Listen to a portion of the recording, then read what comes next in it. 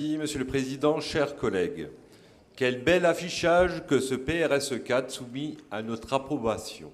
Comment ne pas souscrire aux 4 axes définis des modes de vie et de consommation favorables à la santé, un aménagement du cadre de vie extérieur favorable à la santé et à l'environnement, une seule santé, la santé-environnement dans les territoires et au plus près des citoyens. C'est beau comme un camion. Cependant, permettez-nous de nous interroger sur plusieurs points.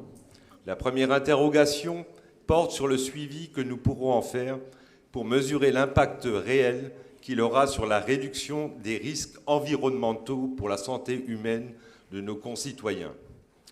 Certes, vous nous annoncez que des indicateurs seront mis en place afin d'évaluer les résultats obtenus par rapport aux objectifs fixés par priorité définis pour chaque axe. Non seulement nous nous questionnons sur la pertinence de ces indicateurs, mais également sur l'absence d'objectifs chiffrés en vue d'en apprécier les résultats par la suite. Comment analyser une politique qui ne tend pas vers un objectif mesurable ? Nous constatons par ailleurs qu'il manque à l'origine de ce plan les indicateurs essentiels, à savoir la détermination des moyens financiers et humains consacrés à son pilotage, à l'animation et à sa mise en œuvre. Combien cela va-t-il coûter à notre collectivité ? Combien d'agents régionaux engagés ? Bien entendu, vous nous répondrez que ce plan se croise avec les autres dispositifs régionaux pour le financier et que vous mettez en place une gouvernance pour son suivi opérationnel, notamment les référents PRSE 4. Mais je le demande à nouveau, combien sont-ils ? Quel est le pourcentage de leur temps de travail consacré à ce sujet ?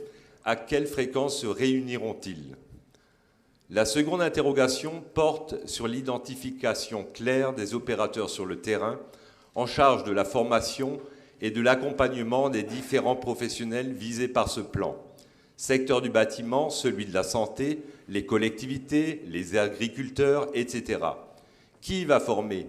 Qui va accompagner dans le cadre de chaque objectif fixé ?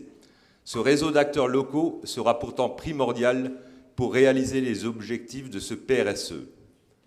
Ce document souffre également de la détermination du niveau de territoire compétent pour engager les actions. La mise en œuvre doit-elle être faite au niveau régional, départemental, intercommunal ou communal ?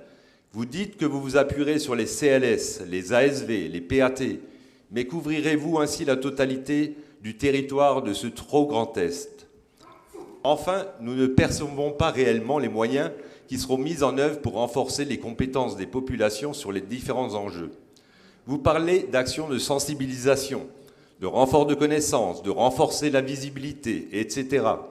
Comment toucher directement l'habitant du Grand Est, l'informer véritablement ?